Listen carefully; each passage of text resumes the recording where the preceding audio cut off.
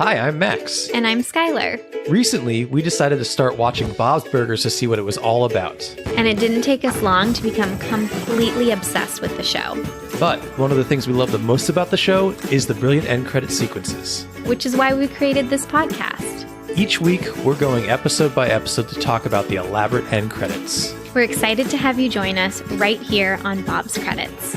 We'll make sure that Bob's Burgers end credits get the credit they're due. All right! Chip chipperoo, people who call their Wi-Fi Wi-Fi.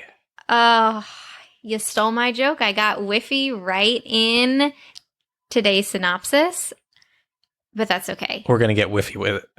Getting Wi-Fi with it. Before we get Wi-Fi with it, do you have any business? I got a little bit of business here. First of all, this very Wi-Fi heavy episode is sponsored by Cassandra White, who is one of our basically Bob Belcher tier members on Patreon. She is helping us produce these episodes and put these out. And we are so grateful.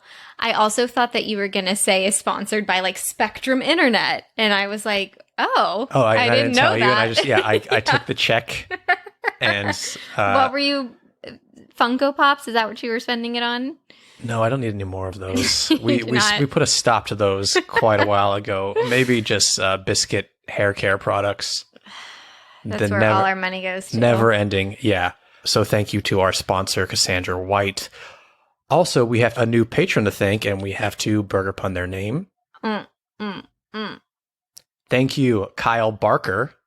Moving forward, you will be known as the Frial Charkernels Burger. It's like a fried You're with holding your head. Charred kernels of corn burger. Oh. Anyway, thank you so much, Kyle, for joining us over on Patreon. If you'd like to have your name burger punned here on the show, patreon.com/BobsCredits. You get so many other things along with whatever tier you subscribe to. We work really hard on all the content over there, and we know you'd enjoy it. And I think we have over 50 bonus episodes. So if you have caught up on the podcast and you need a Bob's Credit fix after having binged it, come on over. Yeah, I mean, keep binging. We do everything on this main feed for free.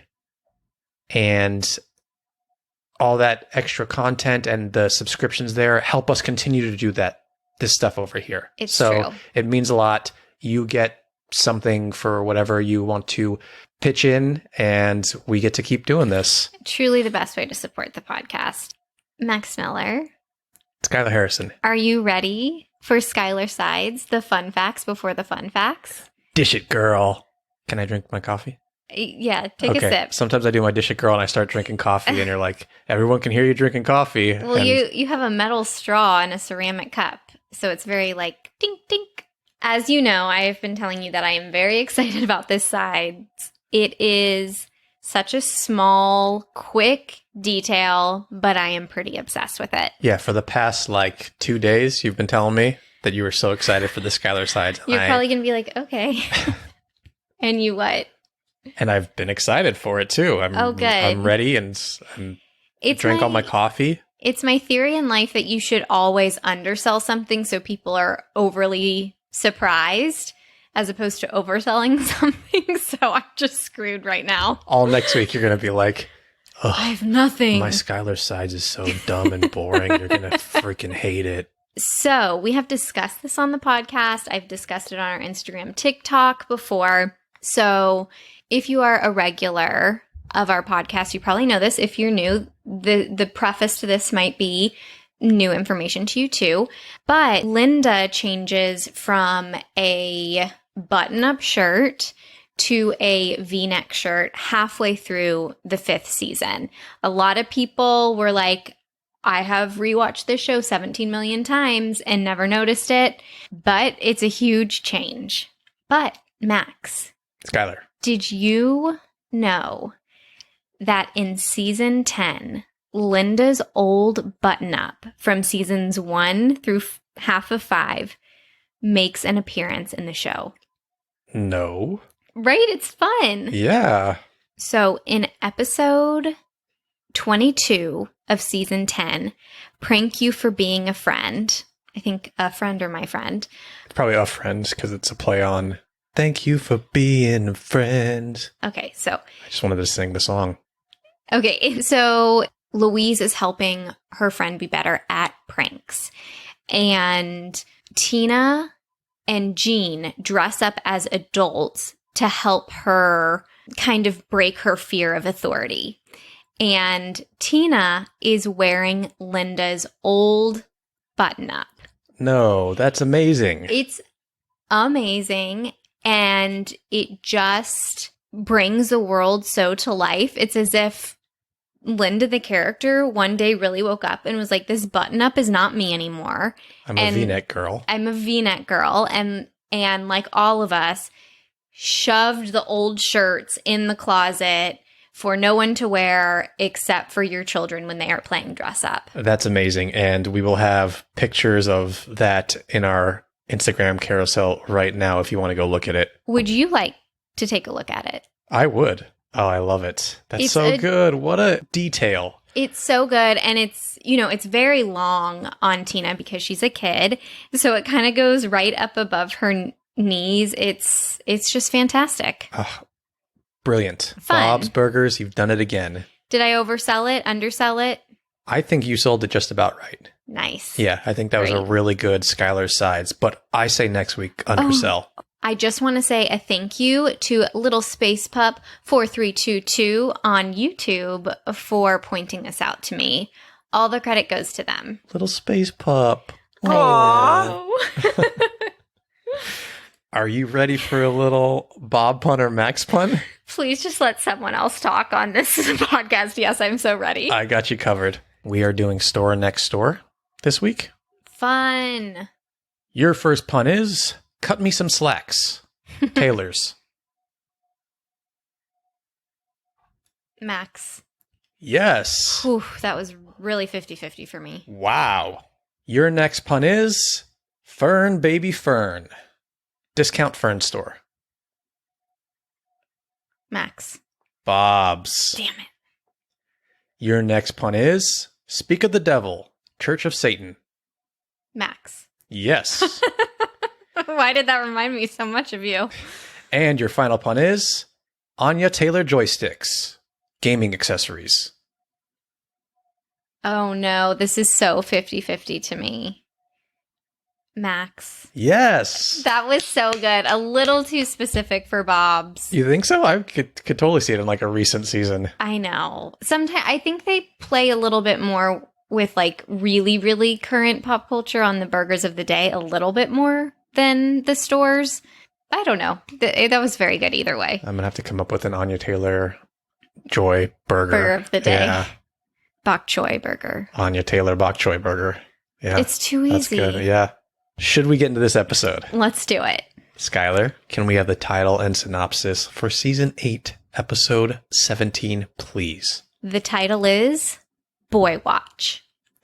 Tina joins the junior lifeguards because she's totally JGM and totally into deep sea water swimming and not at all interested in shirtless boys who also happen to have butts.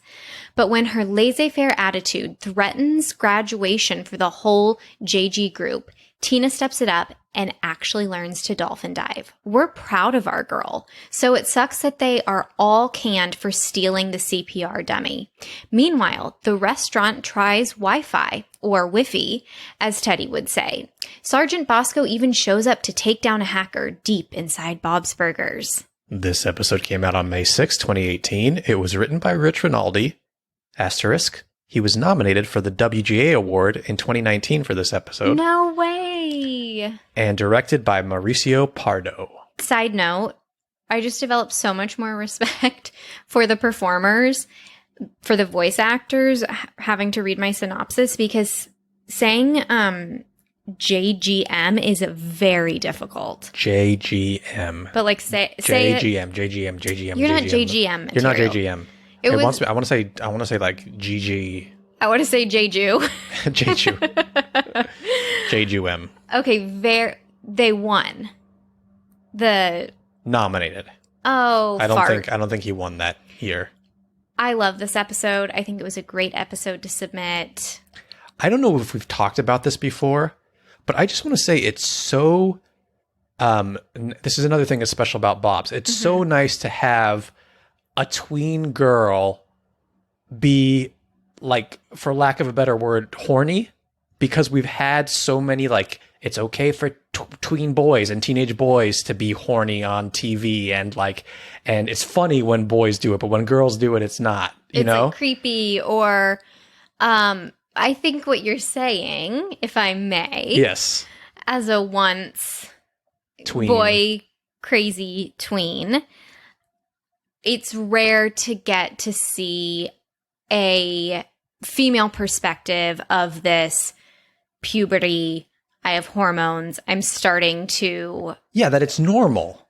That it's normal. And Bob also normalizes it. Like, Tina is always talking about coming into her sexuality, and Bob isn't like, I'm going to get my shotgun. I know we've talked about that before on this podcast, but I think you make a really good point. I'm also going to say, I don't think it's horniness. I just like the word horny. I know. It's a good so word. does Bob's. There's that great Gene line. Yeah. What is it?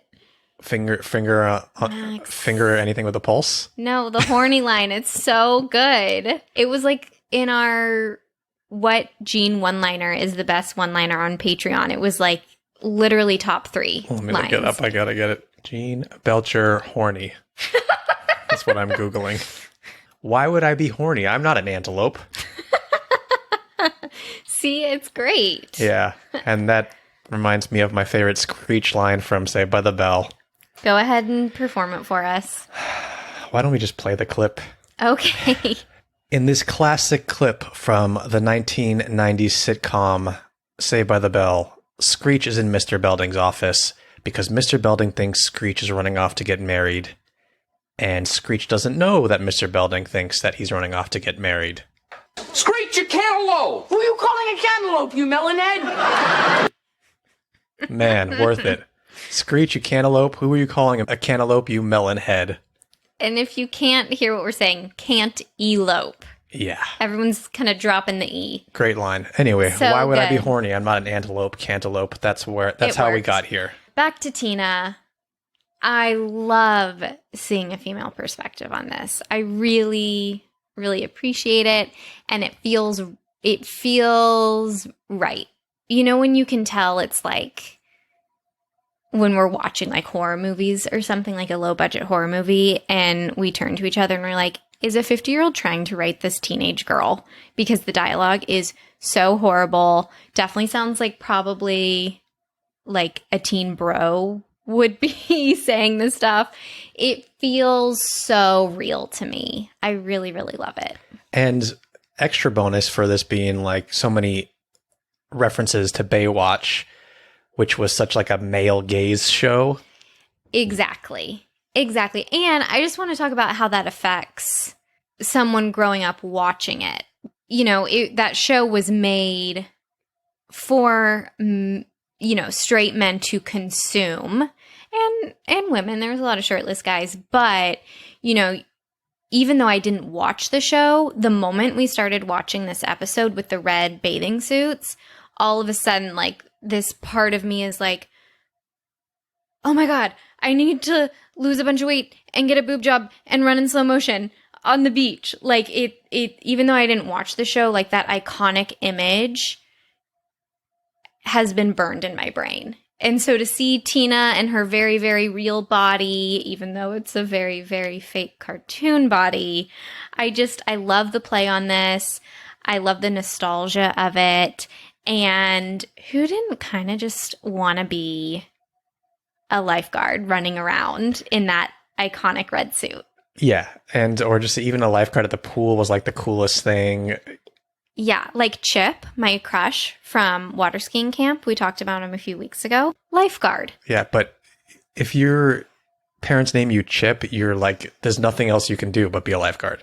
The only occupation you can have is camp counselor or lifeguard. Yeah, I don't think there's anything else. There's nothing. Or a rescue ranger. Yeah, maybe. But that's about it. How did you feel about this episode? Again, we keep raving about season 8. Season 8 is one of the best seasons because we are getting to the end of it, and every episode is phenomenal. It's so good. It's such a good episode. Actually, let's just get it out of the way. All of Tina's hysterical moments. I love when she spots those kids she's like up on the dock with her siblings. She is just like a Hawkeye. I love the sugar cookie things. One of my favorite parts is when she's like, oh, let's make a second line. And she's like, sees all the butts and she's like, nope, too much. I'm not ready for it. It's too much. I loved that. Oh, one other thing. At around hopefully we can put this in our carousel, around the 60-second mark of the episode, we meet Michael and he does the Bieber hair flip. Boys that have the hair in their eyes and they don't use their hand to brush their hair out of the face. They kind of flick their head. You keep doing it. It's great, but it's a podcast. I was like, the moment he flipped his hair, I was like, this episode is going to be tonally spot on. Yeah, and it's very similar to Boo Boo's hair, I noticed. Oh, hell yes. So he's got that boy band look. Yep. How do you feel about Tina's emotional journey in this episode? I love my girl Tina. I will back her till the end of days. But I was a little disappointed in Tina in the first act. I was a little bit like, maybe we should take this a little bit more seriously. Your actions are affecting others. She kept getting the whole group in trouble. It was hilarious. So when she actually decides to try, I'm really proud of her. And I also am really, really proud of her trying something so out of her comfort zone. I think if I had to try and do that dolphin dive, I would be so uncomfortable and so scared. And when you're normally a creative type and not maybe an athletic type, to really put yourself out there and go for it, I think is really hard. Yeah, I wouldn't know. And she did it, says the man who fell off the hoverboard. Oh no, the hoverboard is back. Yeah, I love that she says at a certain point, Tina Belcher doesn't quit. Aww. And she proves that she doesn't quit. And when you think back, especially just recently in the Go Tina on a Mountain. Yes. She doesn't quit. She sets these goals and these high achievements. Yes. And she doesn't stop until she does it. You know what? I love that you pointed out because I don't know that I would ever say, if someone asked me, describe Tina, I would never say, she's a go-getter and she follows through and she does brave things. We would say anxious and awkward and boy crazy. But you're right. This is a very underrated, amazing trait to Tina. Yeah, and we're seeing more and more of it. Yeah, girl. There's one point where she is, she's in the lifeguard office. Yes. And Gus is there. Gus has been commenting throughout this episode. And she calls Gus Mr. Old Man. Did that make you laugh? It was just so funny. Let me see if I can find the clip. Yes, please. Tina Belcher isn't a quitter. But maybe she should be. Quitting is liberating and could be the way to go. That's right, Mr. Old Man. Quitting's not the way to go. He was so earnest. Mr. Old Man, by the way, who points out that quitting's not the way to go accidentally, which Tina is not a quitter. There you go. I love that. He was the catalyst in all of this. Mr. Old Man is the only way I'll refer to Gus from now on. Love you, Gus. One tiny detail that I have to point out that I find brilliant about this episode. I always love when the visual storytelling is just as good as the writing and the acting, the voice acting. Tina's wet hair with her glasses and the goggle strap that she's put on her glasses is so adorable. It will be in the carousel. It lit up my heart. Yeah, I love it. It's hilarious. Another just fun detail that is not necessary, but just adds to the episode. Hysterical. And the humor of it. It's so Tina. She's so awkward. How can Tina be more awkward with the JGMs? Wow, you did a good job. Whew, that was tough. Yeah. Let's talk a little bit about this this crew of lifeguards. with Tina before we move into a little bit of the B story. Voices. I do voices. Parker, who is kind of, I'd say he's the more assholey one, not the like cute boy bandy one. That's Michael. Yeah. Curly hair. Got it. He is voiced he is an by, asshole. any guesses? No. Famous 80s TV actor. Oh, from Baywatch? No. No. No. From a little show called The Wonder Years. Voiced by Fred Savage. I love Fred Savage. Mainly because I was obsessed with The Wonder Years. Fantastic show. And he was in Freaks and Geeks, right? No.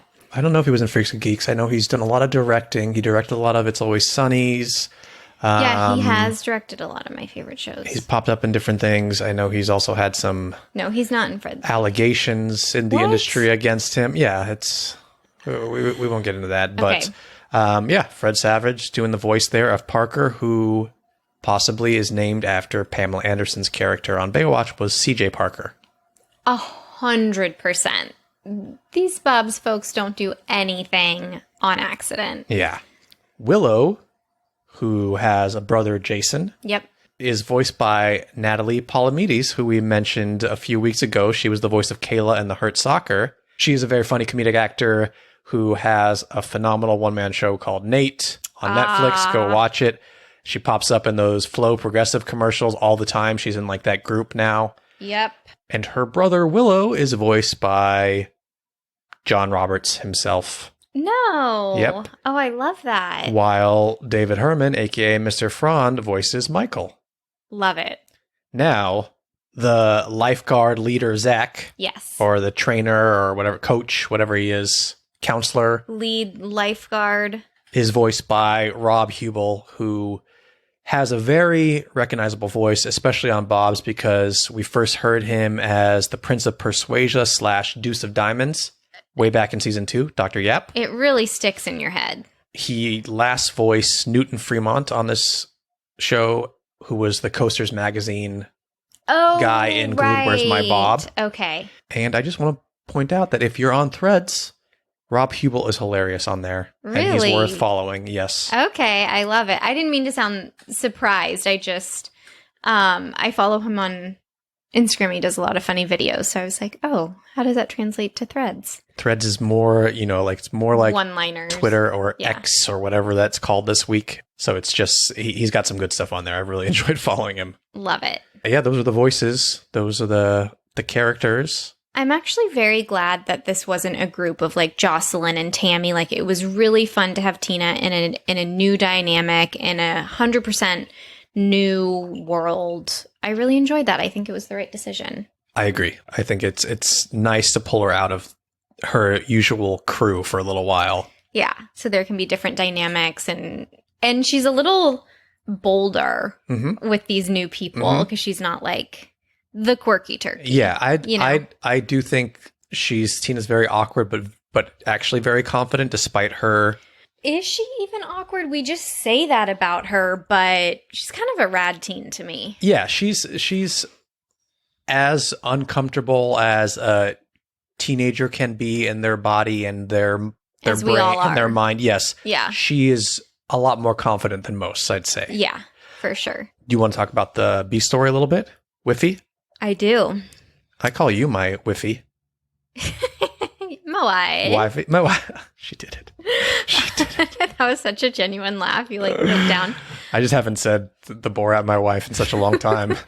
He couldn't stop right after our wedding. Yeah, it was there was about 2 months of potential divorce because of how many times I said it. It's not that he was trying to do it to be funny. It's just you realize you've never said my wife before and you can't say my wife without No. thinking my wife. Yeah.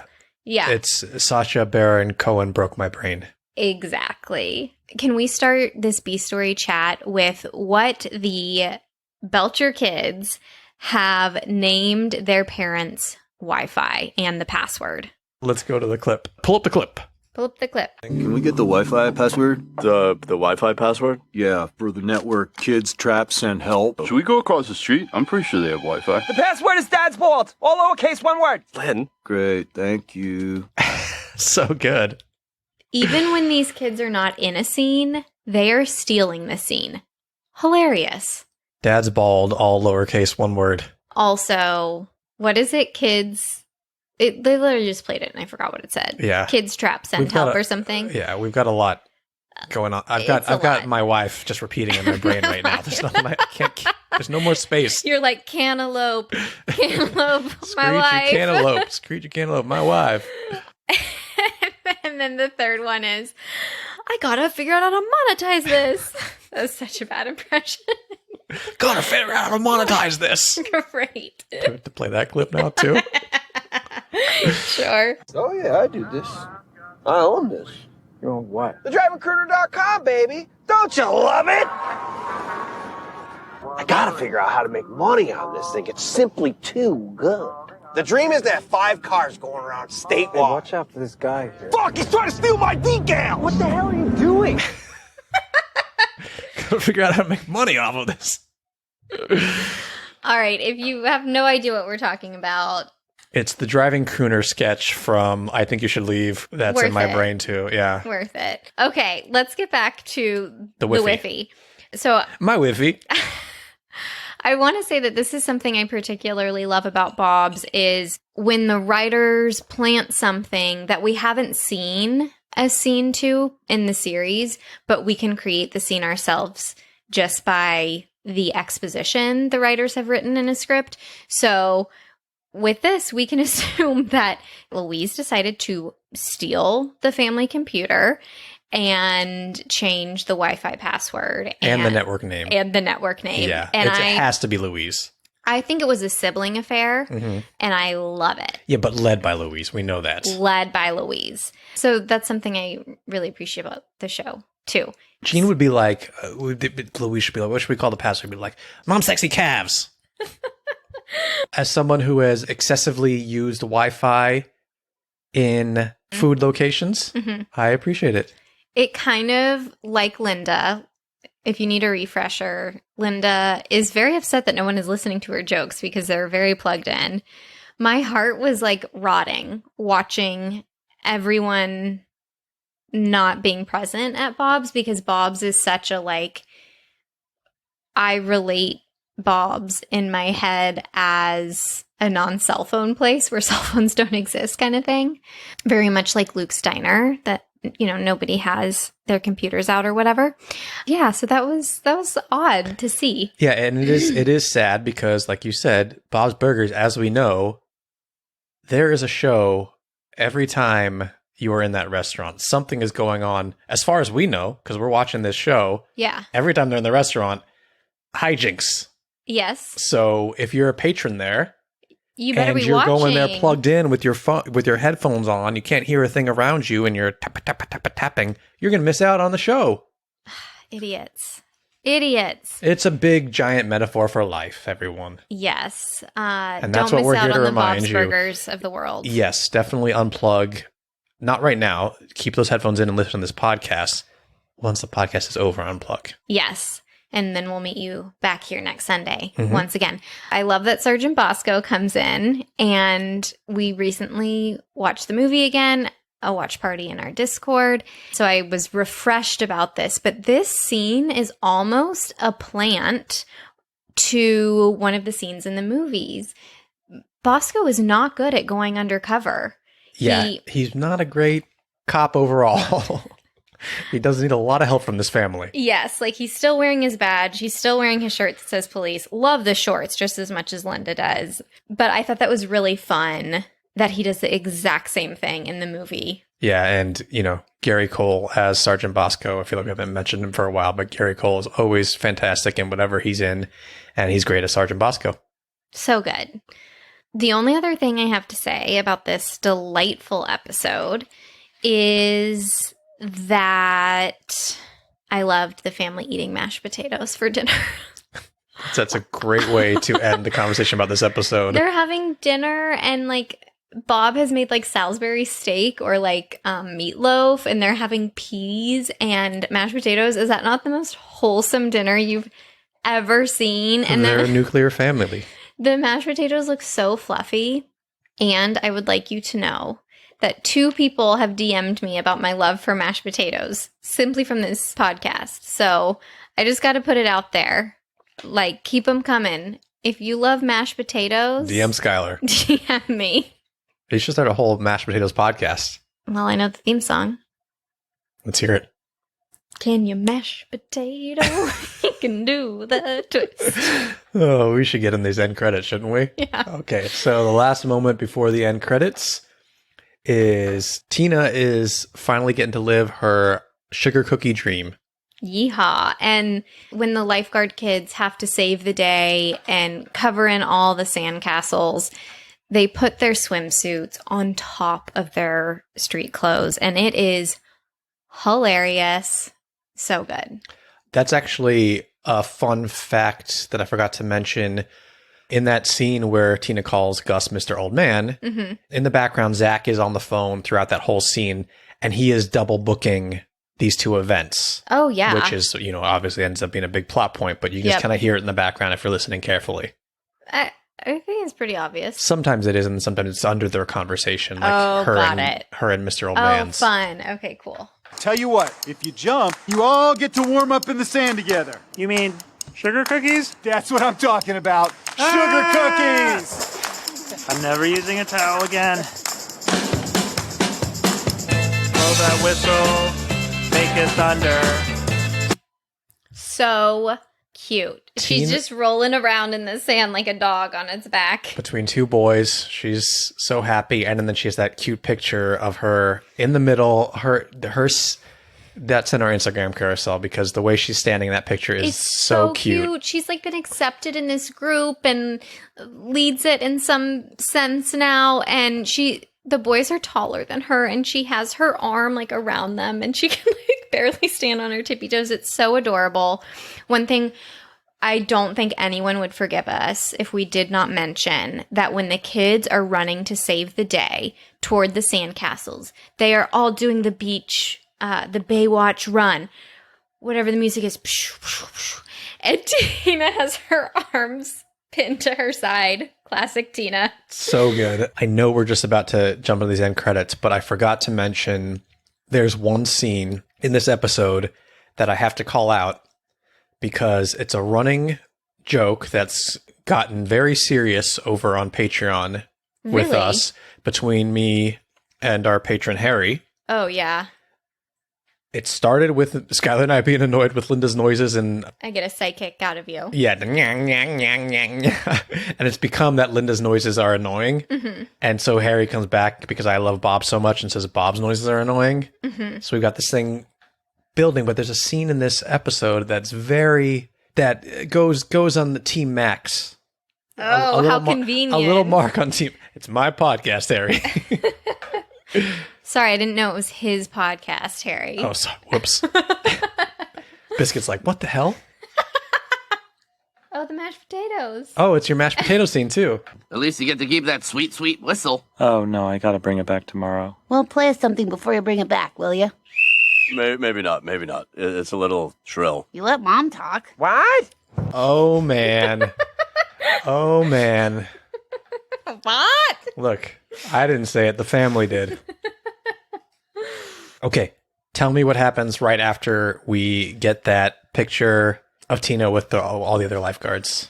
So we get the classic end credits kitchen scene, but Tina is in the kitchen doing this very cool dance, and there is a song, and there is sand all over the kitchen. Yeah, I'm not sure what this song is parodying specifically. It's very like 70s California rock. Kind of like surf rock, or is that even a thing? More like the Mamas and the Papas, I would say. I don't know. Oh, I love it.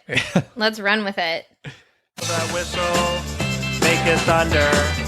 Save that guy, he's going under. Jump in the water, hair's getting tangled. Time to check in on my love triangle. Tina's dance moves in this sequence are phenomenal, especially with her bathing suit over her clothes. It's just so fun to watch her in this sequence. I'm not going to take the time to try and figure out how to describe this dance move. It's very like flapper. The knees are out. See, I said I'm not going to try. But you're going to try. You're going to try. She is going to do one of her favorite dance moves in a moment that we've mentioned before. Her little like hands. Her next dance move is her classic dance move. And I have to tell you that without paying attention to the end credits, I don't think that we could attribute this to Tina. This is something that we really learn about her through paying extra attention to the end credits. Yeah, I don't know if she actually does this dance move in the show itself at any point. Maybe. We'll have to keep an eye out for it, but good. This will be in the carousel again because this, when I'm saying up, I'm saying hand. So up, up, down, down, up, down, down. She's done it maybe 4 times. She loves this dance move. I think it's pretty rad. It's a great dance move. And the rest of the family just going about their business as usual in the kitchen while Tina's dancing and singing this song. I don't love the sand in the kitchen. I do not love it. Yeah, it doesn't work for me. I feel like it's going to get in the food. Nothing worse than sand in your food.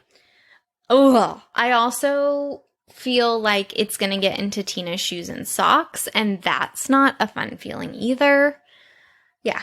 Sam's the sugar and we're the cookies. Sugar cookies. Sam's the sugar and we're the cookies. Oh, Bob, did you see that? Bob got it in his shoe, like you just said, and he has to shake it off.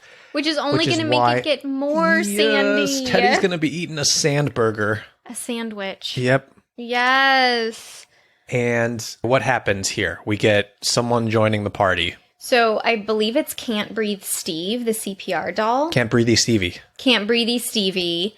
He's looking a little bloated from being thrown into the water. Is that just me? He had a rough episode. He had a rough episode. So these drowning dolls, these like CPR dolls. They're expensive, right? Yeah, they are. But so I swim laps on a regular basis at like a pool by us. And they have these dolls out sometimes. And if you catch them in the corner of your eye, they'll scare the shit out of you. Holy shit. And by you, I mean, that happens to me. I don't know if that happens to anyone else, but I definitely am like always have to do a double take when they're just like off to the side. You're like, what's going on? Are there people sitting there? That's horrifying. I am paying a little closer attention to the lyrics now, and I didn't catch any of them when we watched yesterday, so I cannot wait for you to read them. Yeah, we'll go over those very shortly. Sam's the sugar and we're the cookies. Sugar cookies. Oh, Gene. Sam's the sugar, we're the cookies. Okay, tell me why you said, oh, Gene. Gene has decided to put a one-piece swimsuit over his clothes because why not? Why not? He could be wearing his burger costume, but this is not the theme right now. No. So he's wearing that. This might be some of Tina's best dancing, this entire sequence. It's reminding me, let me know if y'all know, but I'm getting like a Molly Ringwald dance. Like, did this happen in the Breakfast Club? Oh, yeah, it might be Breakfast Clubby. It's a little Breakfast Clubby. So Clubby. let me know if you think we're on to something there. It is really good. And they're growing on me as we're talking about it. I didn't notice Bob dump out his shoe. I don't think I even noticed Gene. Was I even paying attention yesterday? Did you watch the episode? I saw the butts. I was distracted. And then, Can't Breathe Stevie is also dancing. Doing the best he can, Yeah. but looking very much like me when I dance, which is no expression on his face. Yikes. Lyrics from the song, and then we'll score them. Blow that whistle. Make it thunder. Save that guy. He's going under. Jump in the water. Hair's getting tangled. Time to check in on my love triangle. Sans the sugar. We're the cookies. Sugar cookies. Sans the sugar. We're the cookies. Sugar cookies. The sans the sugar. We're the cookies. And then at the end, I believe it's Michael. We hear him say his line from the episode. Yeah, about the sans the sugar and we're the cookies. Yep. Are you craving sugar cookies? I absolutely am. Or like snickerdoodles. Does that count as a sugar Yes, absolutely. cookie? Okay. Yeah. Should we score them? Yes. We score on a scale of 1 to 10 H's at the end of Tina's I'm personally going 9.25. 9.25. I'm going to just go slightly under at a 9. Fair. The music 100% gets it bumped up. It's such a good song. Like, I just love the feel of it. The actual music and the lyrics. Yes. Both phenomenal. Tina in that bathing suit over her clothes and every dance move she does is phenomenal. Yes. A Can't Breathe Stevie is a nice little bonus. Not even necessary, if you ask me. Yeah. And then Gene popping in and wearing the bathing suit over his clothes too. And just a little cherry on top is Bob acknowledging the sand that is in his kitchen and having to get it out of his shoe. Nothing worse than sand in your shoe. That's so Bob. Like, he not only is he having to deal with running the restaurant, he is having to deal with sand in his shoes. Yeah, I think they're just a lot of fun. And again, like you said, you miss so much if you're not really watching the end credits. And we really watch the end credits and you still miss them. I know. It's so good. I feel good about my score. I do too. Yeah. Those are the end credits to Boywatch. Thank you everyone for listening. Follow us on social media at Bob's Credits. Follow me on social media at Oh Hello It's Max. Follow me on social media at No Crying and Cooking. I just bought a pumpkin plant, so we'll see if it stays alive. Please go follow Skylar because this is going to be quite the journey. Guys, we're going to have little baby pumpkins by Halloween. We might have little baby pumpkins by Halloween.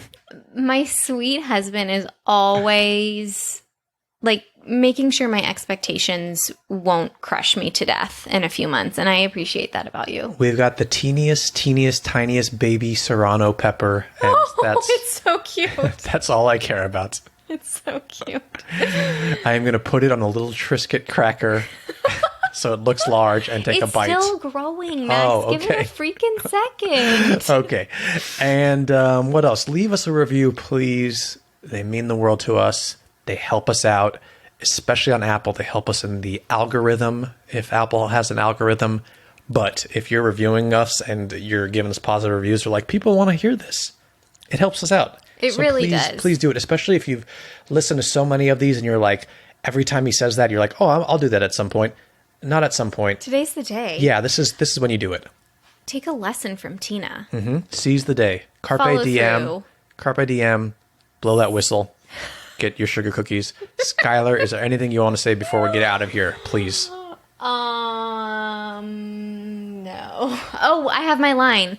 Sorry, I was thinking about the breakfast burrito I had this morning and how good it was. The quicker you do it, the better. Stay sweet. There you go. Stay sweet. 'Cause it's a My sugar little sugar cookie. cookies. Okay, let's go roll around on the sand with biscuit. Yum. Yum. Well, I was thinking that maybe we'd order sugar Still cookies. thinking about your breakfast burrito?